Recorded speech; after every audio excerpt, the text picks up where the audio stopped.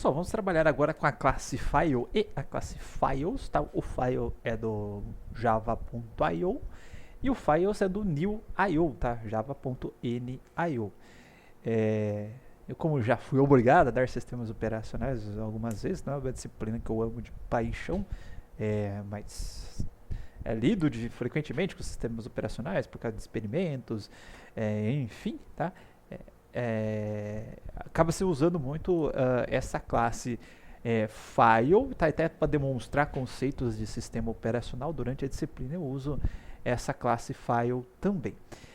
Então essa classe file ela é útil para trabalhar com o sistema de arquivos, tá? Aqui que é o sistema de arquivos, tá? É todo um subsistema do seu sistema operacional que faz o gerenciamento dos arquivos, ou seja, a manutenção daquela estrutura de diretórios, subdiretórios e os arquivos dentro dos diretórios, o controle de acesso desses arquivos, tá? Então quem pode acessar, quem pode fazer o que em cada arquivo, tá?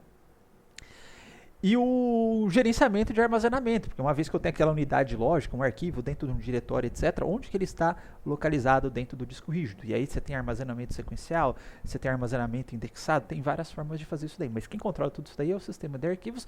E vamos dizer que o Java é a classe para a gente conversar com esse sistema de arquivos. Tá? Bom, vou começar aqui criando uma classe file. Deixa eu criar uma outra classe agora. Classe file.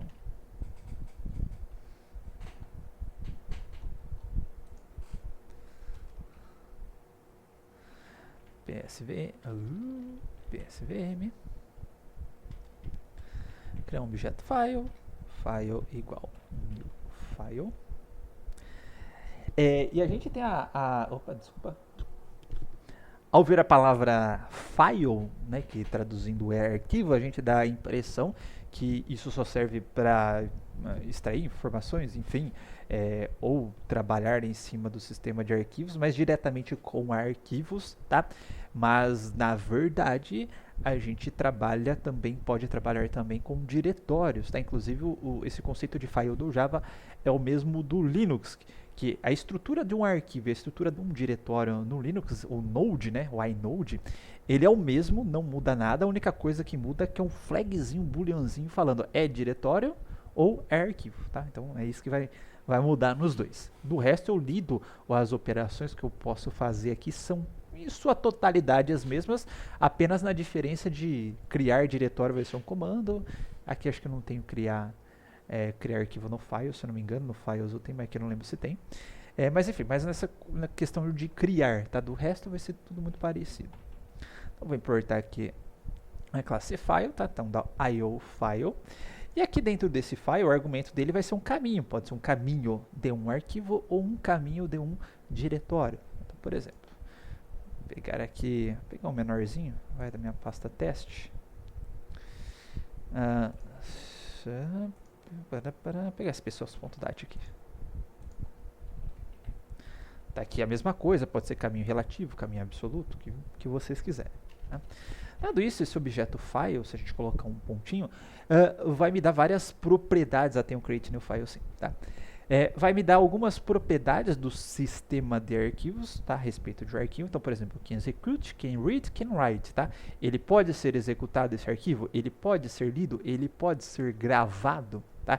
Essas são informações exclusivas. Execute, read, write são do Linux, tá? O Windows ele tem algumas outras coisinhas a mais, editar e ler, só editar, só ler, etc. Só essas três é exatamente do Linux, tá? Então, inclusive, por isso que eu falei que ele imita um pouquinho o sistema de arquivos do Linux.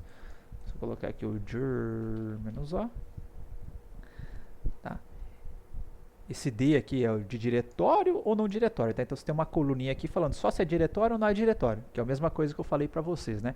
Do file, vai ter um node, né? Ele tem lá, é só um booleanzinho falando, uma flagzinha falando é diretório ou não é diretório. Então marca-se nessa primeira coluna.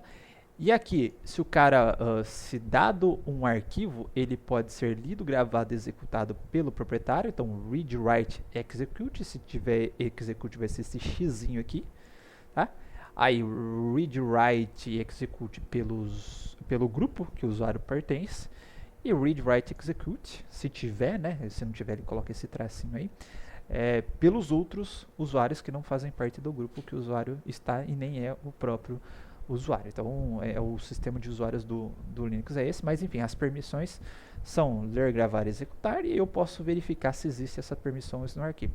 Comparador de arquivos pelo compare to, até para você fazer ordenação de arquivos se você quiser, então ele já implementa o comparable, tá? Create new file, delete, tá? Se você quer dizer deletar um arquivo, se um arquivo existe, ou seja, passei um path ali, esse path existe? Vou colocar um sortezinho aqui pra gente ver, ó.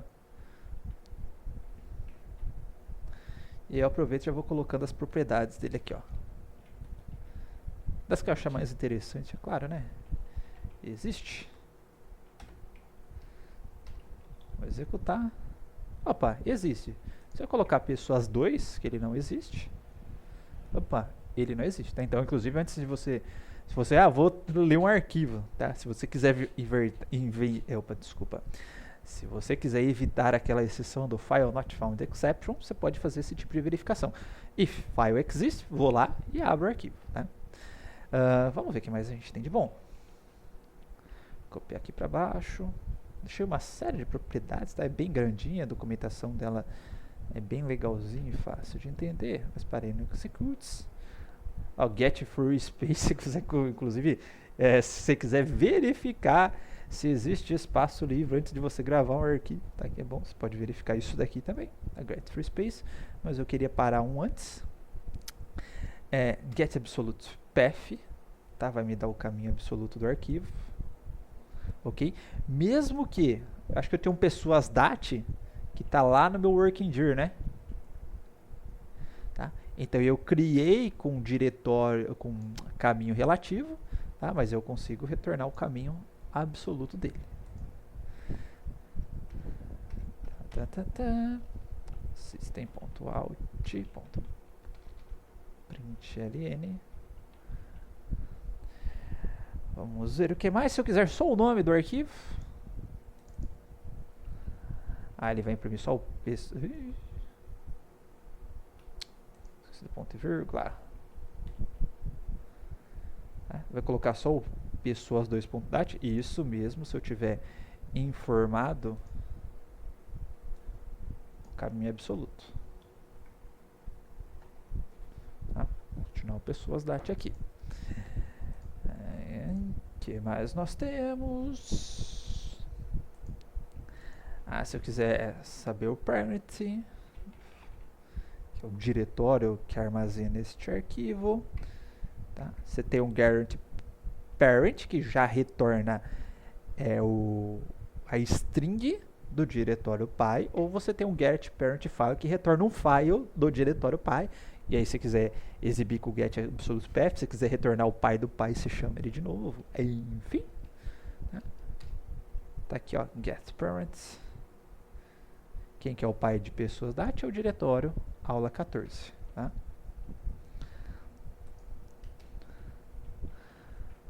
Salt file. Quero apagar esse desgramado. Delete. Tá? Ele retorna true ou false se ele conseguiu apagar, tá? Agora vamos abrir a minha aula 14. Sumiu aqui o meu arquivinho. Agora eu vou ter que pegar outro aqui. Essas pessoas dat. Agora eu vou tirar o delete.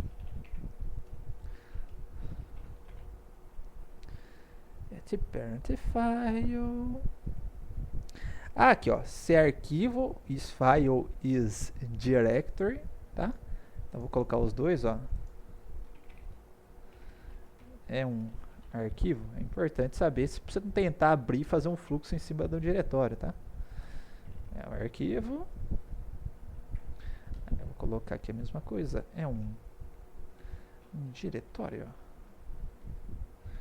File is directory.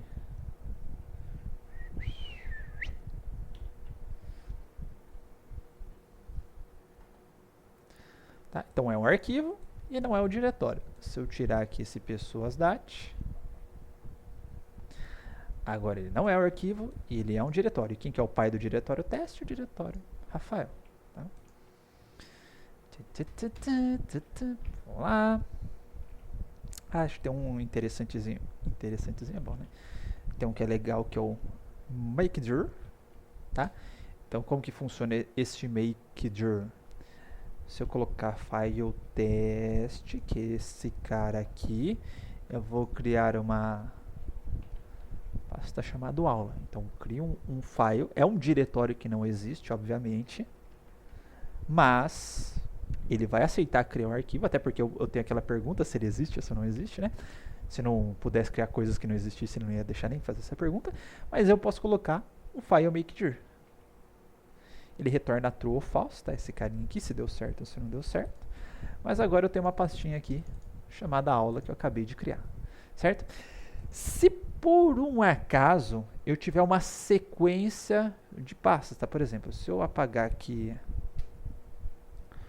eu vou até dar um salt aqui no retorno dele.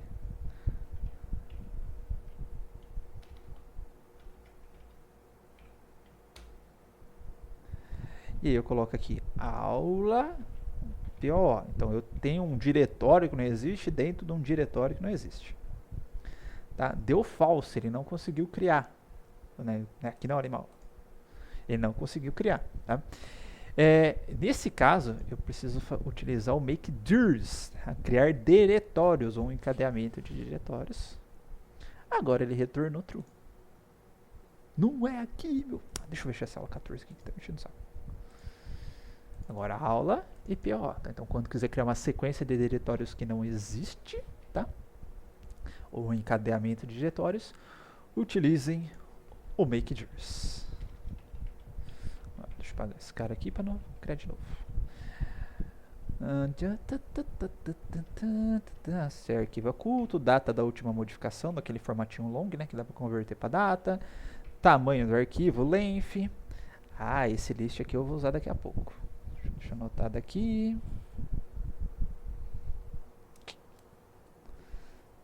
List. Vou colocar o rename só para vocês verem isso. Eu preciso trabalhar com os arquivos de numeração. Eu preciso fazer um shift de numeração para colocar uma recente com menor numeração. Eu uso esse rename até que consideravelmente frequente. Vou renomear esse meu batatinha quando nasce, tá? Para um new file, tem que ser um file argumento. Vou colocar aqui poema bonitinho, .txt. Também vai retornar um true false se tiver no boolean, se deu certo, se não deu. Tá aqui mesmo.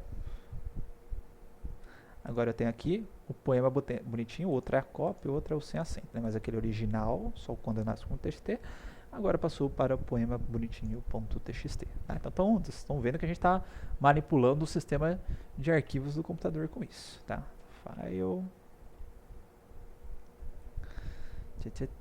Aqui para alterar as propriedades, né? Set modifiables, set executables, se é somente a leitura, se é gravável, converter para um path, que é aquele objeto do new I/O do Java, tá? Converter para string, converter para URL e URI, tá?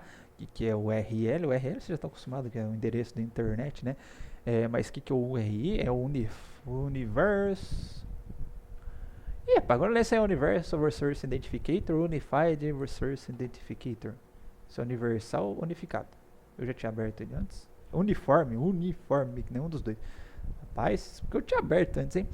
Mas o que é o URI, tá? Vários mecanismos, ele utilizam esse Unified aqui, Resource Identificator, como uma forma padrão de definir qualquer recurso que você tenha no seu computador, de forma que, se você está seguindo este padrão ou este protocolo, tá?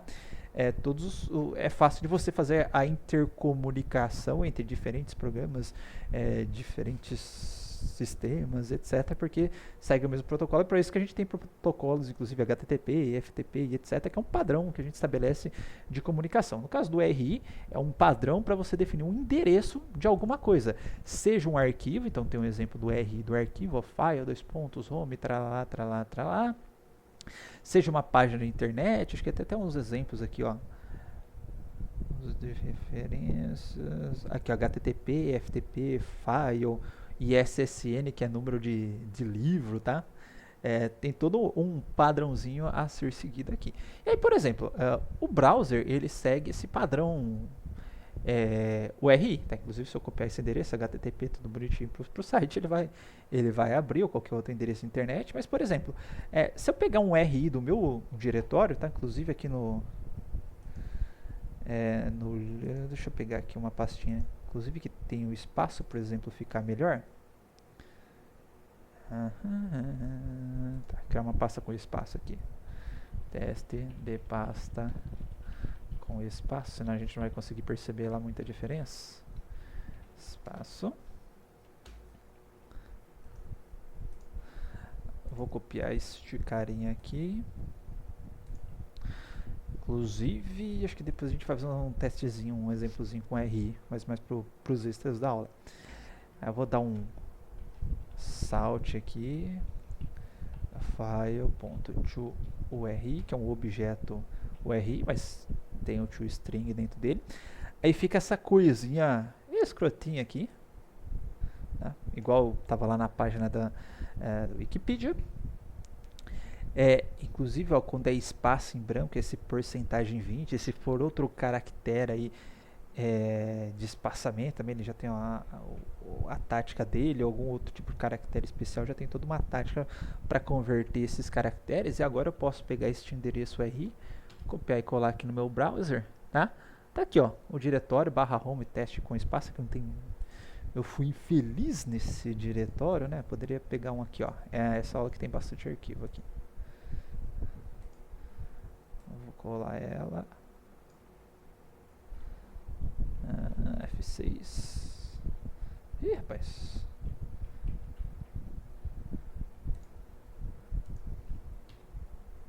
Tá? Todos os arquivos que estão naquele diretório estão aparecendo aqui no meu browser agora, porque o browser considera como se fosse o path, né, esse URI. E se você não coloca nesse formato, ele vai converter para esse formato para você. Tá? E muitos recursos aí, ou classes que trabalham com arquivos, algumas delas vão exigir como entrada este URI. Tá? Inclusive as que usam URI, eu tenho a portabilidade, por exemplo, passar um arquivo que está na internet, que também é no formato URI, enfim, tá? Facilita bastante a variabilidade, se são arquivo FTP, URI, enfim, tá? É bem portátil, vamos assim dizer, esse formato. Tá? Inclusive, eu posso especificar aqui o arquivo, acho que esse file, eu acho que, se eu não estou enganado, pode ser que eu esteja enganado. Aqui não vai ser uma boa para olhar, não. File Java 8.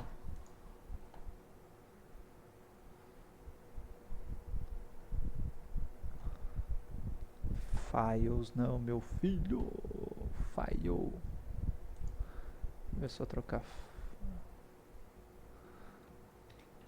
IO.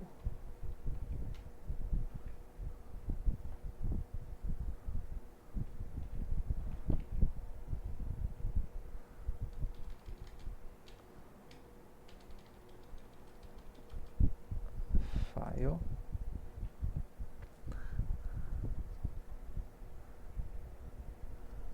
Constructors, exatamente, tá? Inclusive tem um construtor aqui do file que ele recebe uma URI também, tá? Você pode passar esse formatinho URI para o construtor do file. Bom, dado isso, vamos continuar aqui, que é o URI. Acho que eu estava no final, né? Então eu já estava nos to URI, to URL, beleza. O que faltou mostrar aqui é esse list files, tá? que é esse list files? Inclusive tem umas opções aqui, se você quiser filtrar depois por extensão, filtrar por nome de arquivos, mas eu vou utilizar o list files normal, ou eu posso utilizar ou o list, tá, que já retorna uma listagem de string ou uma listagem de file, tá? Um array de string ou array de file, tá? Que se for array de string, ele vai conter todos os caminhozinhos dos arquivos, tá? Se esse file for um diretório, tá? E se não for o diretório, não vai listar nada, né? Porque não teria os filhos dele, tá? Para listar. E aí eu posso listar no formato string, que já vem bonitinho, o formatinho ali textual, caso eu só queira exibir nomes, por exemplo, tá? Ou posso listar os próprios files, que aí eu posso pegar file, objeto file por objeto file que tem dentro do diretório, e extraindo propriedades, tamanho desses arquivos, se é diretório, se não é, enfim, posso fazer várias coisinhas com ele, tá? Então vou pegar este diretório, pode ser esse daqui mesmo, tá? Então vou fazer esse experimento aí, ó, file, vou chamar de files igual o file, então deixa eu só torná-lo um diretório aqui.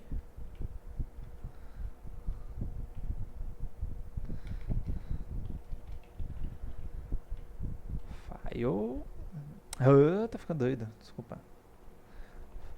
File.list. Eu vou usar um list files.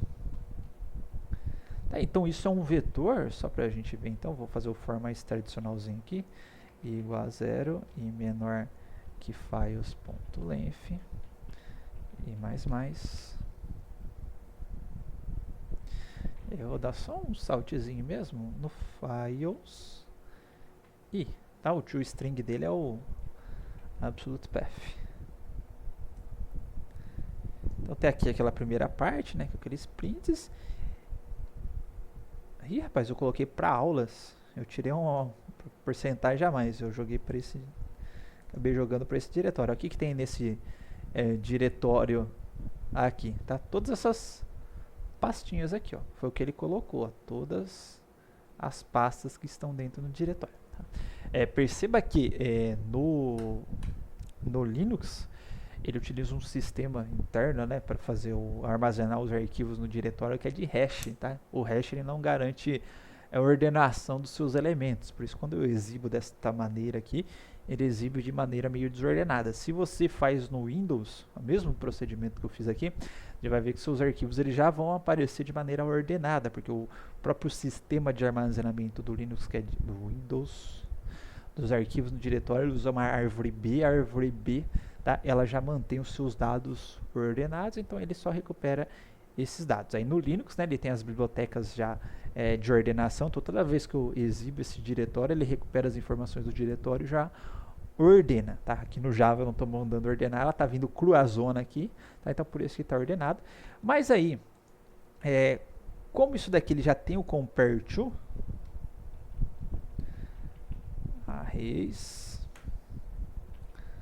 sort, fazer qualquer sort aqui, do file, só perceba que eu não chia nada, que ele tem um compare to, e agora já vem ordenado, obviamente que é uma ordenação lexicográfica, né? Então apareceu 10, 11 na frente do 5, do 6, é porque isso daqui é uma string, tá? Então na ordenação de string, esses caras aí, eles vêm antes.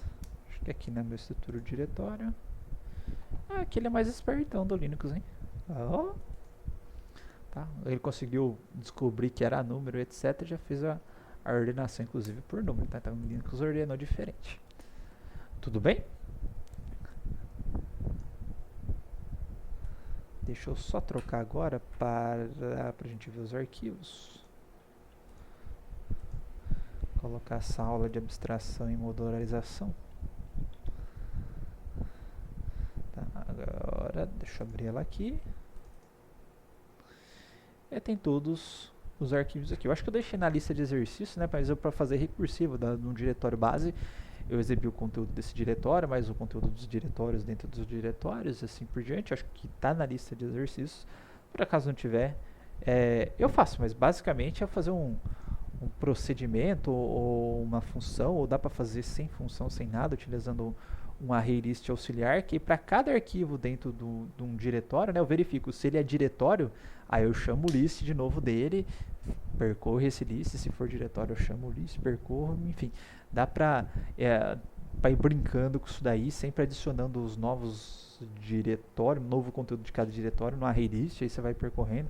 A hora que você achar um diretório de novo, você remove ele da array list, coloca o conteúdo dele dentro do para frente, né, como se fosse uma fila, e vai fazendo isso. E aí dá para brincar, fazer com uma função só, mas eu vou mostrar isso na parte dos exercícios depois. Eu acho que eu passei tudo aqui do file, inclusive como criar arquivos, né? A gente está criando dessa forma, mas eu posso passar um diretório pai, um diretório filho, tá?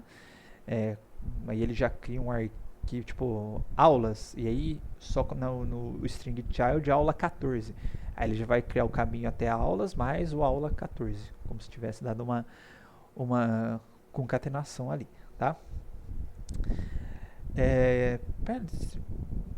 Com file, com string, né? Tem as versões e a versão com o RI. Já falei do caminho absoluto, caminho relativo.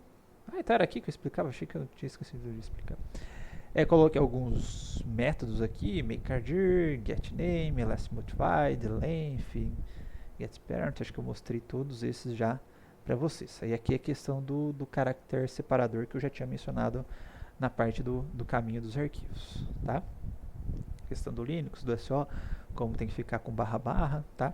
Ou você pode fazer uso daquele separator ou separator char da classe file, tá?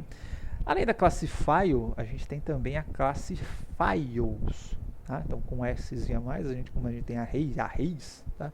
Temos o files também, que já é do NIO, do NewIO. Então deixei a documentaçãozinha aqui. Na verdade seria melhor se eu tivesse copiado o link aberto no meu browser. Se bem que eu acho que eu já deixei aberto por conta da aula.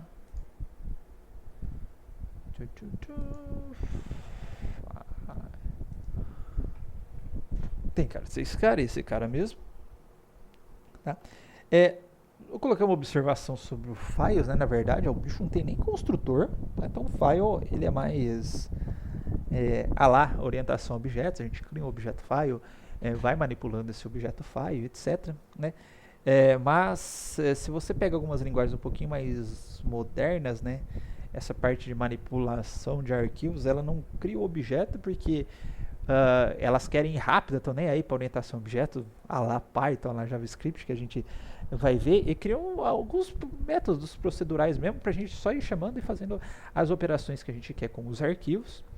E aí, como o Java estava ficando um pouquinho para trás, né, em relação ao termo de facilidade, inclusive tem uma frase, eu não lembro se é a frase que está no Wikipedia, que ele fala assim, dos críticos da orientação a objeto. Eu amo orientação a objeto, tá? O mundo ama orientação a objetos, mas uma das frases do crítico tem lá uma certa razão, tá? Que ele fala o seguinte, bom, na orientação a objetos, você precisa de uma banana, você tem que fazer a banana, o macaco e toda a plantação de bananas antes só para você ter a banana, tá? Então é uma coisa que, tipo, para você fazer algo simples, né, você precisa de uma construção muito grande. Então, por exemplo, se eu quiser deletar um arquivo, eu tenho que criar um objeto file e aí chamar a opção delete do arquivo, tudo bonitinho e tal. Sendo que se eu tenho uma programação procedural, eu teoricamente só teria um método, né, que eu chamava o delete lá, passava o caminho, ele já apagava e com isso economizei uma linha de código. Tá? Foi um caso de uma linha. Mas existem outras relações aí, no caso de eu ter que fazer coisas simples, né? Por exemplo, a questão de fazer cópia de arquivo que a gente tinha feito, eu acho que eu tinha ali umas 10 linhas de código, eu acho que no Python eu consigo fazer com 4, por exemplo. Tá? Então, por questões dessas preguiças, não sei se preguiça é bem o termo, né? Desse encurtamento de código, outras linguagens elas começaram a ganhar mais corpo. O Java, para não ficar para trás, ele fez algumas classezinhas, o file é uma delas, cheia de método estático, tá? Estático, então não precisa criar objeto, e que aí simplesmente, por exemplo, o delete, eu passo um path para ele, já vou mostrar aqui um objeto path, que é um caminho, tá? Ele já paga, então não precisei criar um objeto, apesar de eu ter que criar um objeto path nesse caso aqui, né? Mas eu posso criar o path via argumento, né? Eu já pago um arquivo, tá? A questão do exists, questão de encontrar um arquivo dentro de uma estrutura de diretórios, tá? Isso daqui não tem no files, tá? Ele já tem aqui. algumas questões aqui. Get owner eu acho que não tem no files também. Quem que é o proprietário, se eu não estou enganado. Tá? Várias propriedades pré-estabelecidas. É executável, é oculto, só que lá era o can execute, can read, can write. Aqui é só tudo no is, tá? Então is writable, is executable, tá? Is readable. Tem essa função do lines, a gente já vai trabalhar, isso é comum, né? Eu já passo um path, ele já me retorna todas as linhas do arquivo, por exemplo. Para criar buffered, ó, buffered reader, buffered writer, tá? Que a gente estava trabalhando no Java, eu consigo criar esses caras, tá? Então, em vez de passar new buffered reader, new file reader, tá? Eu posso criar um new buffered reader só passando um path, ele já me retorna o buffered reader. Se bem que aqui eu tenho o trabalho da linha do código vai ficar quase o mesmo, tá? Então não é muito a mesma coisa do input string, output string, enfim, tem coisa pra caramba aqui dentro, tá? Read all lines, tá? Que é o método alternativo ao lines, mas ele gera uma lista aqui, a gente vai fazer um teste disso daqui. Enfim, tá? Esse walk aqui, parecido com o find lá também, mas ele já percorre, não precisa fazer a gambiarra do list, né? Ele já percorre todo o diretório, sua estrutura de diretórios aqui. Então, novamente, não vou passar tudo, o write, né? Se quiser só escrever uma informação, você já passa o path, já passa o bytes, ele já escreve o byte no arquivo, sem precisar abrir fluxo, manipular o fluxo e fechar o fluxo, tá?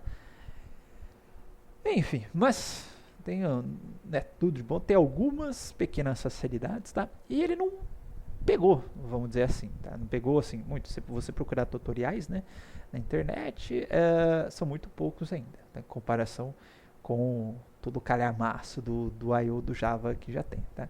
Inclusive a create directories, passa um path, ele vai. Então quase tudo que tem aqui tem no file também, tá? Mas tem algumas coisinhas que não tem, por exemplo, esse copy aí que eu vou mostrar para vocês, tá? Então voltando aqui à aula, dada a documentação, tá? Vários métodos do files aqui, como a gente pode ver, ó, path, tem path para tudo quanto é lado, tá? Difícil ter um método que não tem um path.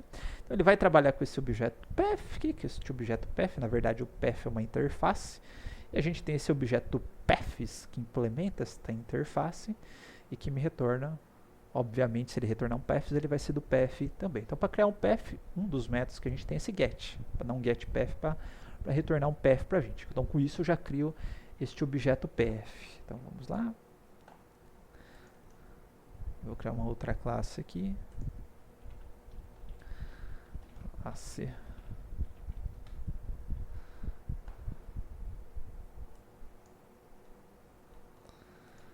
Files, psvm,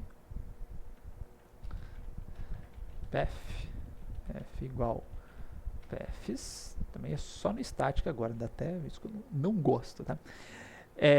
Aqui uma das formas que a gente tem de criar o path é uma ORI, mas se eu passar uma string normal, ele já tem um abracadabra ali para converter para ORI. Então vou pegar aqui, por exemplo. Rapaz, cadê meu diretório teste? Vamos começar aqui com o meu poema bonitinho aqui, txt.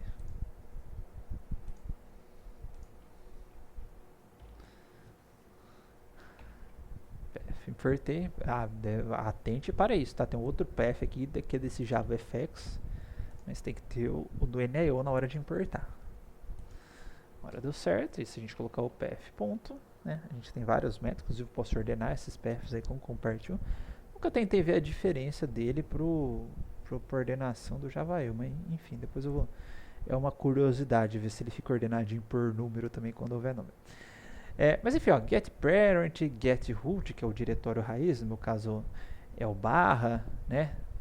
Tem um iterator, se for um diretório aqui ele já vai retornar os paths pra gente. Enfim, tem vários métodozinhos. Algum deles a gente já viu, inclusive para fazer comparação de nome, né? Se dois paths começam com os mesmos diretórios ou os mesmos nomes, tá? Igual como se fosse uma string, enfim, posso até converter esse path pro file do Java, to string, to URL, tá? Mas eu separei alguns métodos aqui, que foi o que eu achei mais interessante. inclusive do sistema de arquivos, ele tem o get. Opa!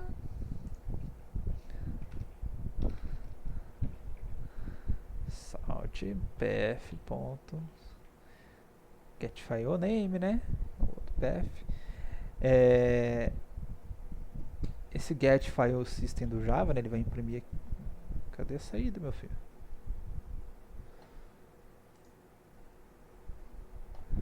Tá, sun, NIO, file system, Linux file system. Colocou um objeto do Linux, mas dentro desse file systems aqui tem várias outras coisinhas, inclusive qual que é o separador do file systems, tá?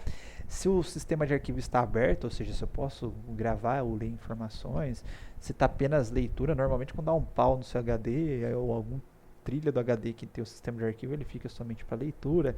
Enfim, tem várias coisinhas interessantes aqui. Get root directors, se você tiver o seu D2 ponto, E2 ponto, ele retorna aqui para você. Tá? Umas coisinhas interessantes do path. Acho que outro que eu tinha separado aqui. Get root, que é a raiz, no meu caso é o barra, se vocês tiverem no de vocês, C2 pontos ou D2 pontos. E o path, o RI também, que era o mesmo que tinha no file. Não muda tanta coisa assim. O que vai mudar mais é na hora que a gente for fazer utilizar a classe files utilizando esses paths aí, tá? E aí eu aproveito uma coisa que eu não tinha passado para vocês na hora de métodos, vale a nós, mas que por acaso surgiu aqui no files e aí eu lembrei de passar para vocês, tá? Esse primeiro método que eu achei interessante de mostrar do files é o de copy, tá? Então lembra que a hora que a gente foi fazer uma cópia utilizando as classes do I/O, né? Abre fluxo de entrada, abre fluxo de saída, lê do fluxo de entrada, grava no fluxo de saída, fecha os dois fluxos, tá? Aqui eu só preciso do files copy, ele já faz tudo isso pra gente, né? Então, aqui ó, eu vou criar um path, chamar de path1, inclusive você pode passar esse paths.get já como argumento do paths.copy, né, para economizar a linha, se essa for a preocupação. Vou colocar aqui a cópia, tá? E aí dentro do files copy, tá? Aí ele tem 3 argumentos, tá? No slide eu coloquei com 3 argumentos, mas eu quero mostrar para vocês que eu consigo fazer com 2.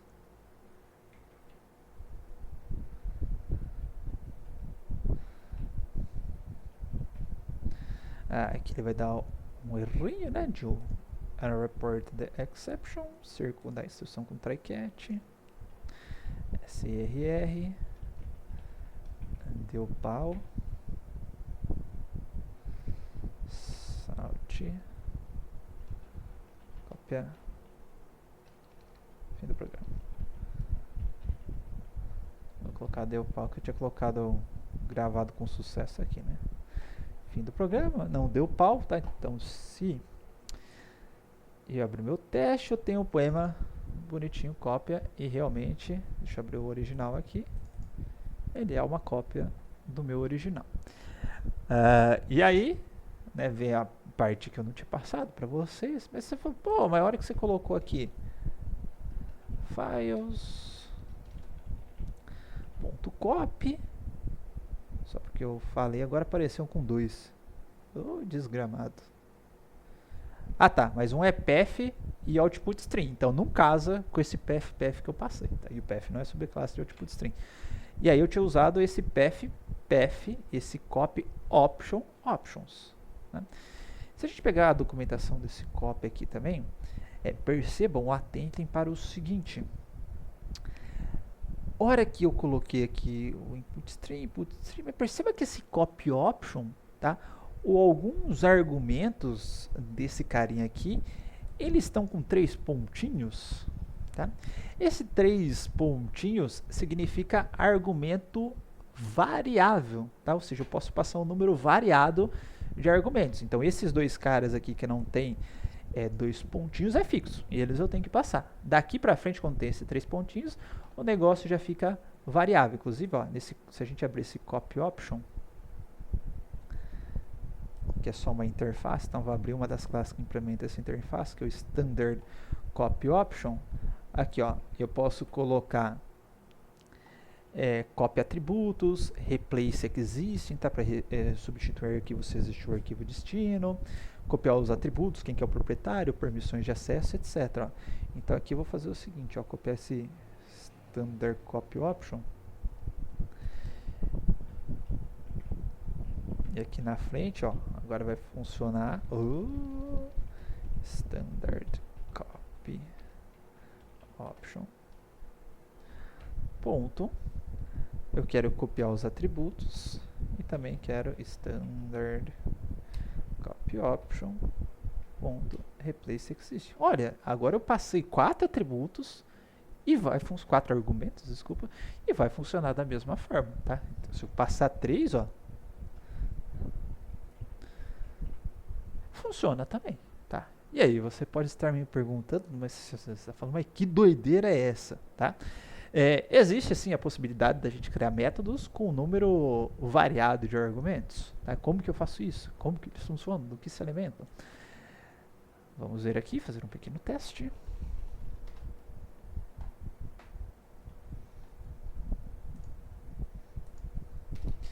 Aqui é o PSVM. Ei, PSVM, eu tô ficando doido. Eu vou criar um método estático aqui, só pra gente testar rapidinho. Static. Int. Soma.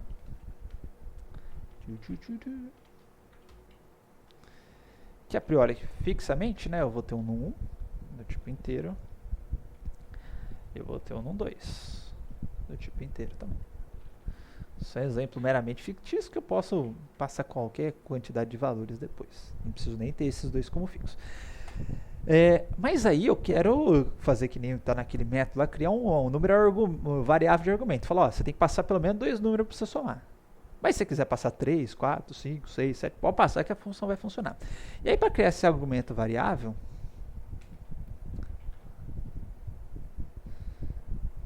três pontinhos, tá? E resto, igual tá aqui, ó, na documentação. Achei que estava aberto. Igual tá aqui na documentação. Copy option, 3 pontinhos, tá? Então aqui vai vir o tipo, tá, de argumentos variáveis que você quer, e tem que ser todo do mesmo tipo, tá? Todos do mesmo supertipo. E 3 pontinhos, tá? Beleza. Então, teoricamente, se eu tivesse só um 1, um 2, né, eu teria algo do tipo int soma igual a 0, aí soma mais igual a num1, soma mais igual a num2, e aqui teria um return soma. Então daqui, método tradicional soma num, num2, né? E até onde a gente viu com a sobrecarga de método, se eu quisesse com 3, soma no 1, no 2, no 3, soma no 1. Beleza, agora tem o argumento variável, e se por acaso, olha só que bonitinho, se eu colocar um resto ponto,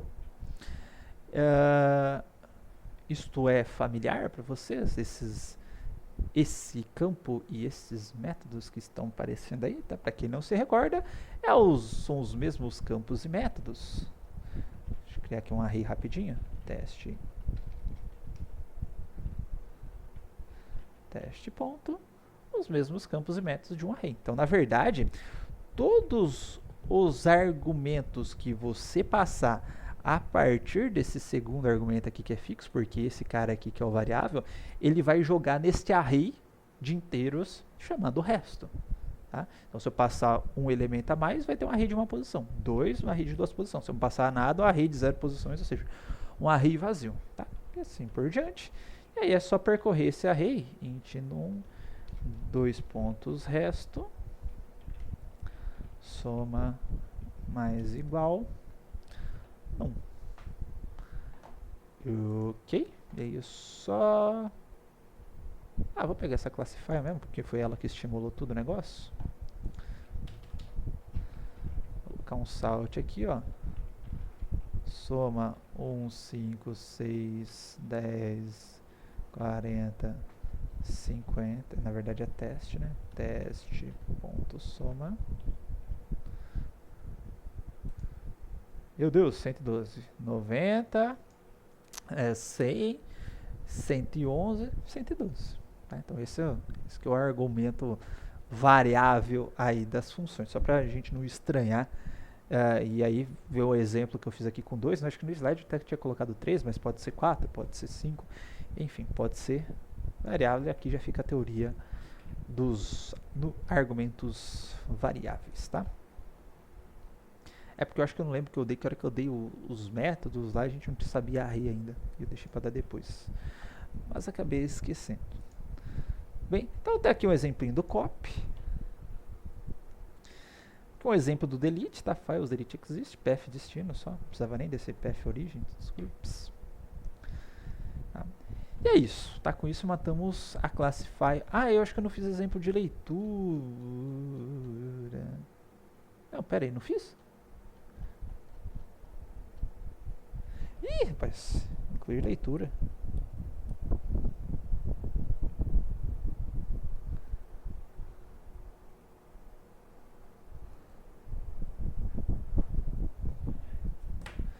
Vamos fazer exemplo de leitura então, não tem problema, esqueci de colocar, eu jurava que estava nos slides. Vamos supor que eu quero fazer uma leitura agora, utilizando files, né? Então a gente tem o files, uma das opções aqui é o read all lines, tá? E retorna uma lista de string, tá? Um array list, ele é um subtipo de lista, a lista na verdade é só uma interface, tá? Então se eu passar aqui read all lines, pf1, ele vai me retornar um list, linhas, importar o list, Java to list, colocar aqui circundar, aqui ele já faz a abertura e leitura do fluxo, uma vez que eu tenho essas linhas aqui, aí eu faço